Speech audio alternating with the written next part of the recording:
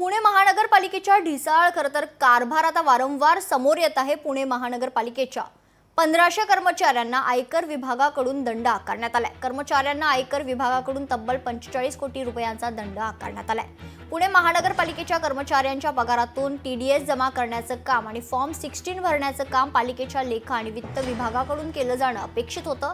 मात्र लेखा आणि वित्त विभागाच्या कर्मचाऱ्यांनी संगनमत करून हे काम शीतल लोहाडे नावाच्या खासगी टॅक्स सल्लागाराकडे सोपवलं।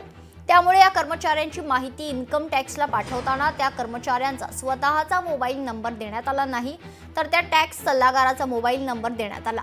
त्यामुळे इन्कम खरं तर टॅक्स विभागाकडून देण्यात आलेल्या सूचनांचे मेसेजेस या कर्मचाऱ्यांच्या मोबाईल नंबरवर न येता संबंधित टॅक्स सल्लागाराच्या नंबरवर येत गेले। मात्र त्या टॅक्स सल्लागाराने याची माहिती कर्मचाऱ्यांना दिलीच नाही। त्यामुळे इन्कम टॅक्स विभागाकडून या कर्मचाऱ्यांच्या पगाराच्या खरं तर 20% दंड वसूल केला जातोय। गेल्या काही महिन्यांमधील एकत्रित रक्कम काही लाखांच्या घरात पोहोचली असून त्याची एकत्रित रक्कम 45 ते 50 कोटींच्या घरात पोहोचली आहे।